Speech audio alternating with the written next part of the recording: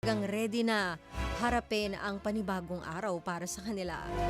At ganun din ang ating mga riders na kahit nag-uulan ay talagang maasahan mo na ihahatid sa'yo ang kinikrave mo ngayong gabing ito.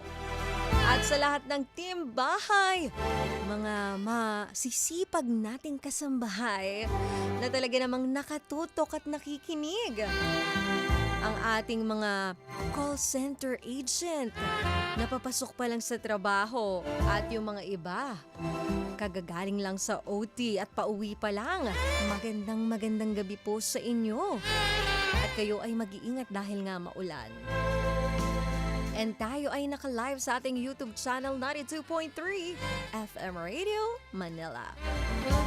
Magandang gabi, Boss Noy. Gloria Constantino Mesiano.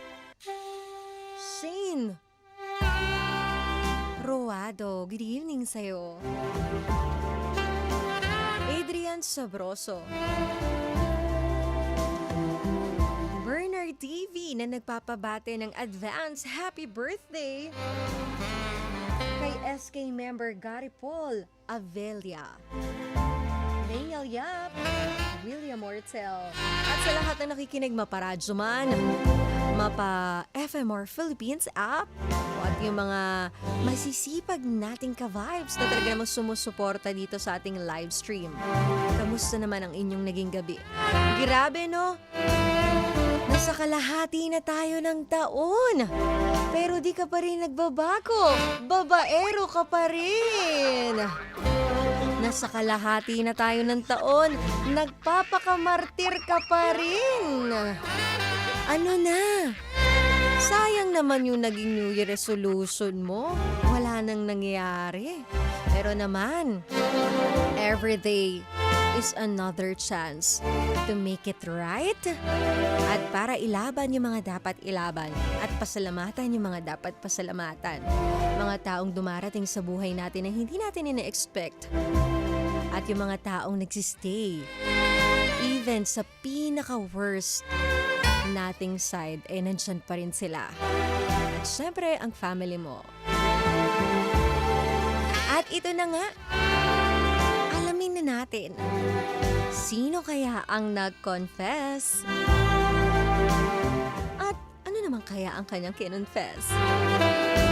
Kaya naman, tara na sa Main Confessions.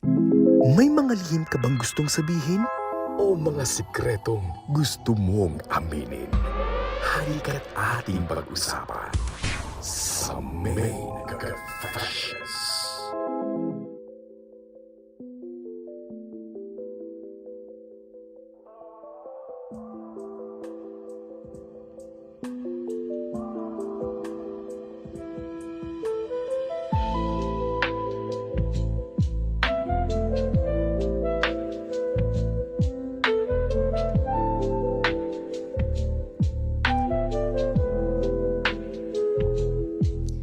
Dear DJ Main, itago mo na lang ako sa pangalang Jo Marie. 32 years old, isa akong engineer sa isang kilalang construction company. Dahil malaki ang sweldo ko, ay masasabi ko na stable na din ako at may kaunting naipundar na. Meron akong girlfriend DJ Main, si Ana. 6 na taon na kaming magkarelasyon. Mabait siya. Maganda din ang kanyang trabaho. Most of the time ay magkasundo naman kami. Although, may mga oras na kami ay nagtatalo. Masasabi ko naman na siya na talaga ang the one ko.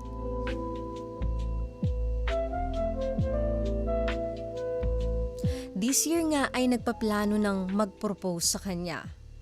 Hanggang dumating ang araw na ako ay nagkamali at nagkasala.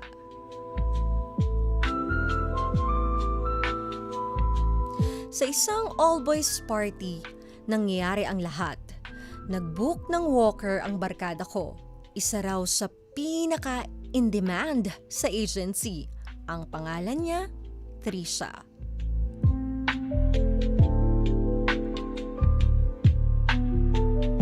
Pagpasok pa lang niya sa kwarto, parang ibang init ang bumalot sa buong katawan ko. Suot niya yung short dress na red na parang isang hapit na kasalanan sa balat niya. Noong una, simple lang. Upo sa kandungan ko, bulong sa tenga. Dahan-dahang hinahaplos ang bato ko habang bumababa ang kamay niya sa dibdib ko.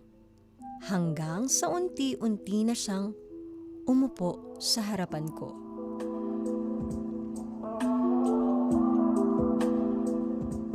At habang nagsasalita ng malalambing at malisyosong salita, bigla niyang sinabi, Gusto mo bang maalala ko habang buhay?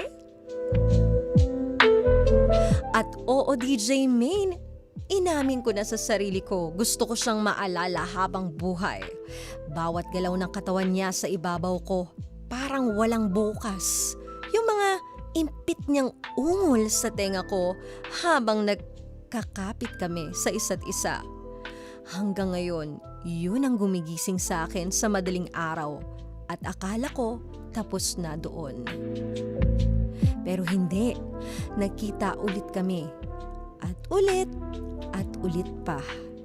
Hindi na siya bayad, kusang loob na kaming nakikita.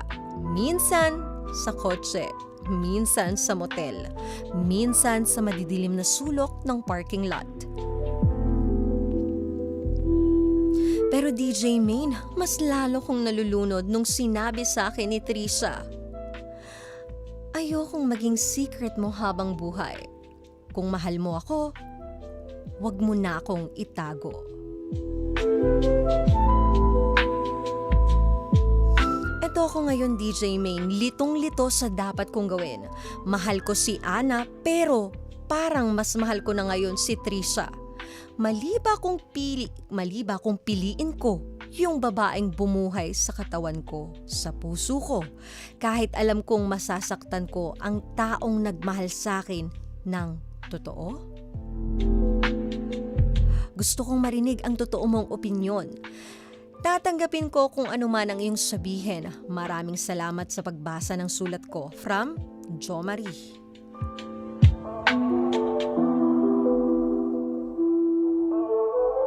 Sabi nga nila yan ha, hindi ako.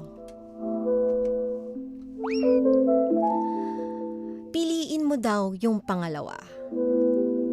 Kasi hindi ka naman magmamahal ulit kung mahal mo pa ang una. Totoo ba yun? Agree ba kayo doon, ka-vibes? Kung agree kayo, kulitan na rin kayo dito sa ating live stream. Dito sa ating YouTube channel 92.3 FM Radio Manila. Tama ba ako doon? Mahal ka na ba ng sabay? Sino ang pinili mo? At ano ang dapat gawin nitong si Jo Marie? Dahil siya ay nalilito. At kulang na lang mahilo talaga. Pero hindi lahat ng lalaki ay kayang aminin ang ganitong klase ng pagkakamali, Jo Marie. So talagang naging honest ka at in public mo pa ginawa. Pero Jo Marie, dahil gusto mong marinig ang totoo, ibibigay ko sa iyo ito ng buong buo. Una, hindi ka lang nagkamali. Pinili mong magkamali. Oo, maaring nadala ka ng init na sandali. Yung suot niya, kung paano siya kumunik sa'yo, paano yung mga naging usapan nyo nung gabing ito. Sa una, libre. Hanggang dumating na kayo sa point na kusang loob na. Kasi may feelings ng nabuo, may attachment ng naramdaman, at may connection ng nagstay sa inyong dalawa. At habang nasa isang committed relationship ka pa ha, hindi na ito aksidenteng kasalanan. Desisyon mo na yan. At sa bawat beses na nakita kayo ni Trisha, inilihim mo ito kay Ana habang tinatago mo. Habang tinatago mo rin ito sa sariling guilt mo. Pangalawa, mahal mo ba talaga si Ana? Kung kaya mo siyang saktan ng ganito? 6 na taon mo siyang kasama. Plano mo pa nga sanang mag-propose na sa kanya, di ba? Pero tanungin mo ang sarili mo ngayon, gusto mo ba talagang makasal habang may isang babaeng niyayakap mo sa dilim? Mahal mo ba talaga siya? O mahal mo lang yung comfort, yung security, at ang kasamang mahaba ang pasensya at pag-unawa sa'yo, which is ang tinutukoy ko dito si Ana, ha? O baka nanghihinayang ka lang kasi 6 na taon, hindi ito biro. Natatakot ka na bumalik sa scratch. Nanghihinayang ka dun sa relasyon na meron kayo. Pangatlo, Trisha may have awakened your body. Pero ang tanong, buhay ka ba talaga o pinapatay mo lang yung konsensya mo araw-araw? Kasi minsan nakala natin ang pagmamahal na kapag mas matindi ang lust, love yon. Pero sa totoo lang, baka addiction na lang yan. Kasi nga may thrill, bawal, at bagong kilig. At ngayon gusto mo nang paniwalaan na mahal mo na siya. Kahit alam mong nagsimula kayo sa mali at kasinungalingan.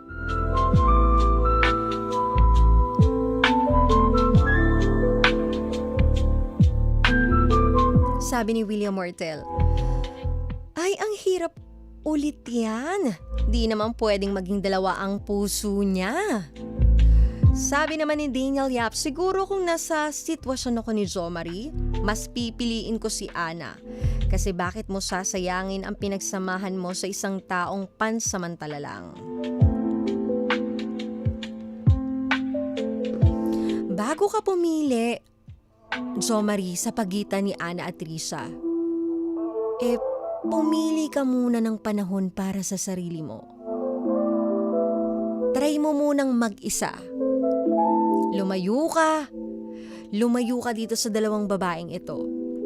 Walang mot-mot, walang tawag, walang text, walang sweet talk. As in, stop mo muna yung communication mo parehas sa dalawa. Kasi kailangan mo munang makilala ulit yung Jo Marie na walang tinatago at walang kinikilingang tukso. Nang sa ganon, mas malaman mo sa sarili mo, sino nga ba talaga ang totoong mahal mo dito sa dalawang ito? At kapag ikaw ay mag-isa lang, nag-reflect ka, doon mo mararamdaman kung sino ang tunay na mahal mo at hindi lang yung nagpapasarap sa'yo. And tanungin mo rin yung sarili mo, kung walang sex, sino sa dalawang ito ang pipiliin mo? Yung tipong kasama mo lang siya, yung tipong kakwentuhan mo lang siya, yung tipong kaya mong i-share lahat ng sikreto mo, lahat ng mga masasayang bagay sa'yo, even your goals, your dreams. Kahit walang sex, sino yung pipiliin mo na yun? Kung si Trisha ang sagot mo, kailangan mong panindigan siya, pero tanggapin mo ring nagsimula kayo sa isang relasyong puno ng kasinungalingan. Kung si Ana naman ang pipiliin mo, itigil mo na ang lahat ng koneksyon kay Trisha. Harapin mo yung kasalanan mo at matutong magpakumbaba. At ayusin yung nasira mong tiwala.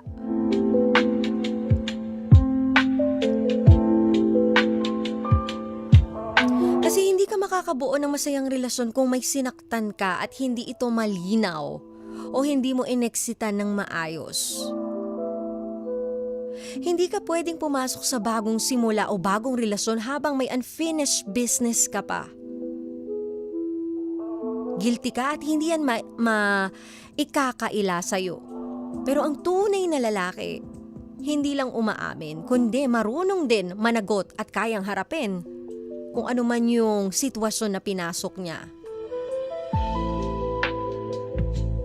At piliin mo yung babaeng kaya mong mahalin araw-araw, hindi lang sa gabi.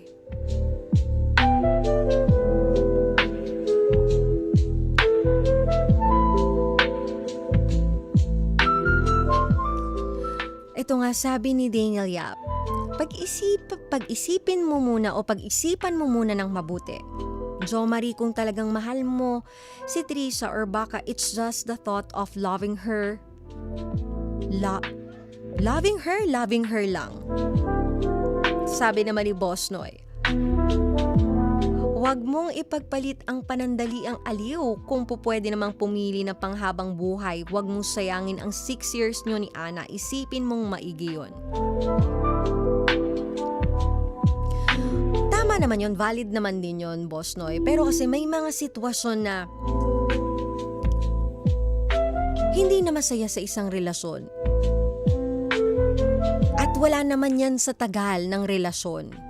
Kung hindi ka na talaga masaya at feeling mo, hindi kayo nag-grow, even yourself, hindi nag-grow ang sarili mo dun sa relasyon na yon, bakit mo panghihinayangan yung taon na yon? Bakit mo aksayahin pang another years? Kung hindi ka na masaya, yan yung nagiging problema kadalasan sa atin. Sa mga magkakarelasyon. Yung kahit hindi na sila masaya, just the thought of sayang yung years, natatakot ako mag-back to scratch. Kahit hindi na masaya, nagsistay pa rin ang ending. Nakakagawa tuloy ng mali. Ang kailangan lang sa ganyang relasyon, kung totoong hindi ka na masaya, harapin mo ito ng totoo. Maging matapang ka. Kesa may sinasaktan ka at the same time nasasaktan ka din kasi hindi ka na pala masaya. Hindi lang yung partner mo ang niloloko mo, even yourself.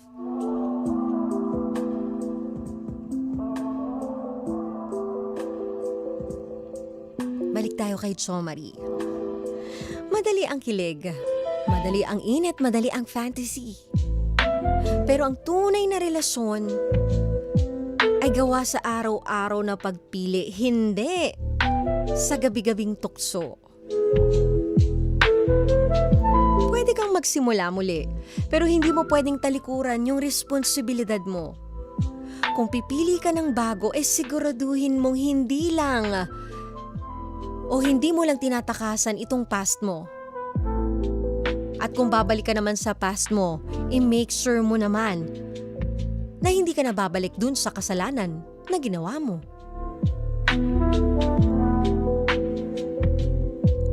Pero kahit anong piliin mo, someone will get hurt.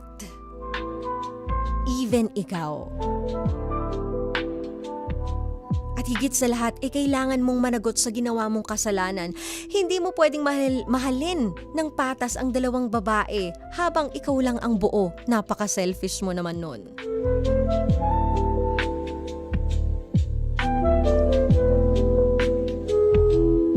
So, ang pinaka-point dito, Jo Marie, magpakatotoo ka. Huwag kang mag-propose habang may kasalanan ka. Umamin ka kay Ana kung kaya mo. Kung hindi mo siya kayang lokohin habang mag-asawa na kayo, huwag mo siyang lokohin habang kayo pa.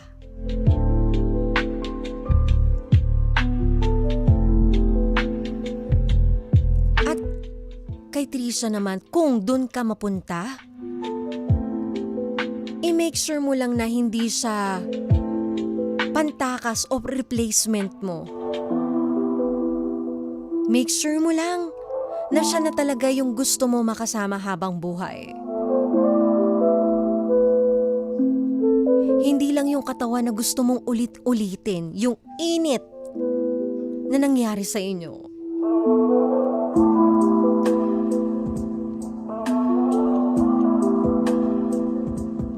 You can love two people at the same time,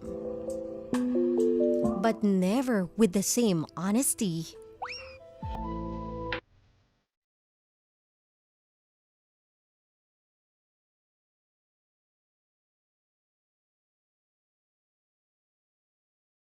Pwede kang magmahal ng dalawa pero hindi ka pwedeng magmahal ng pantay. Meron at merong aangat na isa dyan. Yun ang kailangan mong malaman. At para malaman mo yan, make time for yourself first. Para mas makilala mo talaga kung sino ka at ano yung gusto mo. At sino ang mas matimbang. At sa bawat desisyon na gagawin mo, magpakatotoo ka lang, Jo Marie. Grabe talaga. Kayo talagang mga lalaki. Talagang mapapasana. Dalawa ang puso ko. Di na sana nalilito. Pero isa lang puso natin eh. So isa lang ang pwede nating mahalin.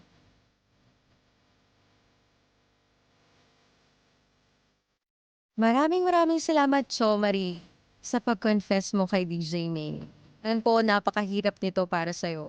At lahat tayo, nagdaan tayo dyan. Even ako.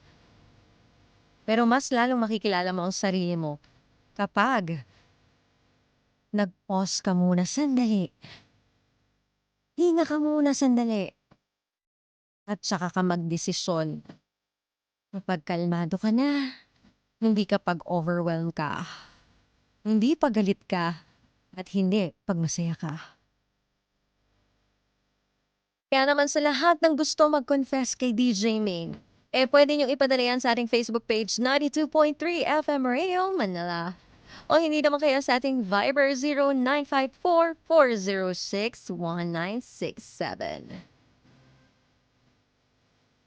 And gusto ko lang pasalamatan ng mga nagmamahal sa akin.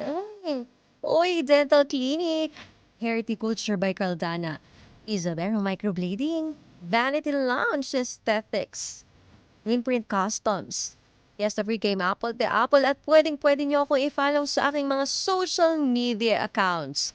Facebook page, YouTube, Instagram at TikTok. Pare-parehas na may inyohenyo. And gusto ko rin pasalamatan Zebra Helmets Philippines. Speak Philippines. Sa mga rider ha na nakikinig, malapit na malapit na. Malapit na akong mamigay ng helmet para sa inyo. Kaya naman tumutok lang kayo sa main event. At dito sa favorite ninyo, lahat ng social media platforms natin pare-parehas na 92.3 FM Radio Manila. Mag-subscribe, mag-like, mag-follow para hindi ka nahuhuli sa latest. Another main confession na naman ang ating natapos ngayong gabing ito. Talagang tapos na tapos. Pero alam ko nabitin ka. Kaya naman bukas, talaga namang hahanap-hanapin mo yan. Kaya bukas ready na naman tayo for another main confession. Sino na naman kaya ang nag-confess? Malay mo, yung confession mo na pala ang ating i-ere tomorrow night. Kaya abangan nyo yan. Samahan niyo ako Lunes hanggang Biyernes, 10 p.m. to 12 midnight. Dito lang yan sa 92.3 FM Radio Manila. Your favorite music radio, ka-vibes. Kasama ang baby mo sa radyo. Ang nag-iisang DJ main for the main event. Na nagsasabi na worth it na ang pagpupuyat mo. Dahil meron ang magsasabi sa'yo na good night, baby. I love you.